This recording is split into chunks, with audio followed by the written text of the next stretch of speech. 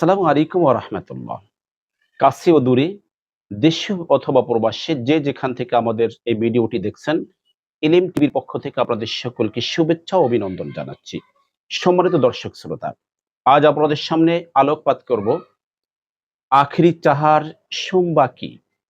আখিরি চাহার সোমবার শব্দটি ফার্সি শব্দ। আখিরি শব্দের অর্থ হলো শেষ। চাহার সোমবার সফর মাসের শেষ বুধবার। সম্মানিত দর্শক শ্রোতা, আমরা অনেকেই জানি না আখেরি তাহার সোমবার কি?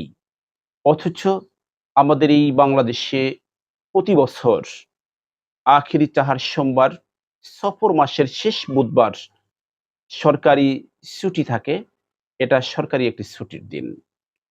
এটা কিসের সাথে সম্পৃক্ততা সেটাও আমরা জানি না।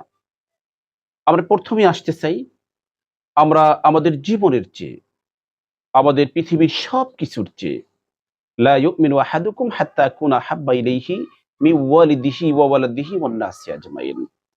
আমাদের হাবিব বিশ্বনবী মুহাম্মদ রাসূলুল্লাহ সাল্লাল্লাহু আলাইহি ওয়াসাল্লামকে ভালোবাসি। এটা আমাদের ঈমান, এটা আমাদের জান্নাতের মুক্তির একটা পাথেয়।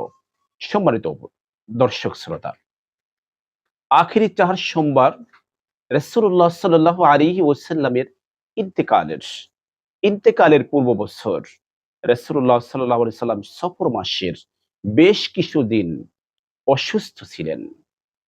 সাহাবায়ে কেরামদের কলিজার মধ্যে তখন একটা ব্যথা অনুভব করতেছিলেন। সাহাবায়ে কেরাম অসহায় হয়ে পড়েছিলেন। সাহাবায়ে কেরাম তো রাসূল সাল্লাল্লাহু আলাইহি ওয়াসাল্লামকে চোখে দেখে কাছে বসে তারা জীবনের চেয়েও বেশি ভালোবাসতেন।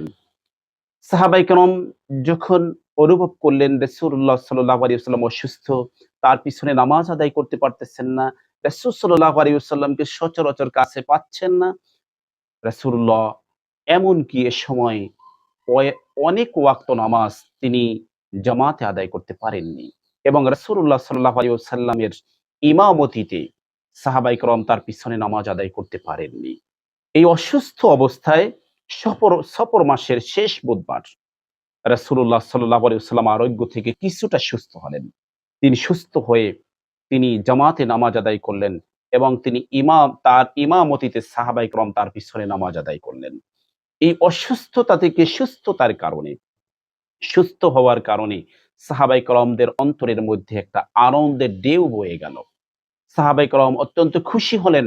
আল্লাহ রাব্বুল আলামিনের কদমে তখন তারা নফল সিজদা, নফল নামাজ এবং সাদকা করলেন রাসূল সাল্লাল্লাহু আলাইহি ওয়াসাল্লামের এই খুশিতে। যার কারণে এই আনন্দে আত্মহারা হওয়ার কারণে, এই উৎফুল্লতার কারণে এই সময়টা কি, এই দিনটা কি বলা হয় আখিরি চাহার সোমবার।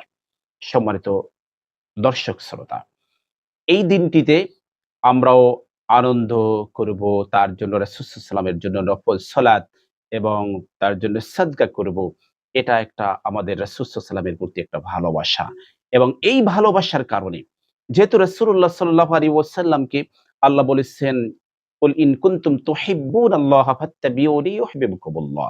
ও আমার আল্লাহ রাব্বুল আলামিন বলেন, হাবিব আপনার উম্মতকে জানিয়ে দেন, যদি আমার ভালোবাসা চায় তাহলে আপনার ভালোবাসা এবং আপনার আনুগত্য অবশ্যই প্রয়োজনীয়। অতএব অতএব আমরা রাসূলুল্লাহ সাল্লাল্লাহু আলাইহি ওয়াসাল্লামের ভালোবাসায়, তার প্রতি আন্তরিকতায় আমরা আগামী এই সফর মাসের শেষ বুধবার আখেরি তাহার সোমবার নফল সালাত এবং দান সদকা করা এ দিনের জন্য উত্তম ইবাদত বলে মনে করি। অতএব আল্লাহ রাব্বুল আলামিনের হাবিবের ভালোবাসায় আমরা যেন আমাদের জীবনকে উৎসর্গ করে আল্লাহর রাসূল সাল্লাল্লাহু আলাইহি ওয়াসাল্লামের আনুগত্যের মাধ্যমে আল্লাহকে রাজি খুশি করতে পারি।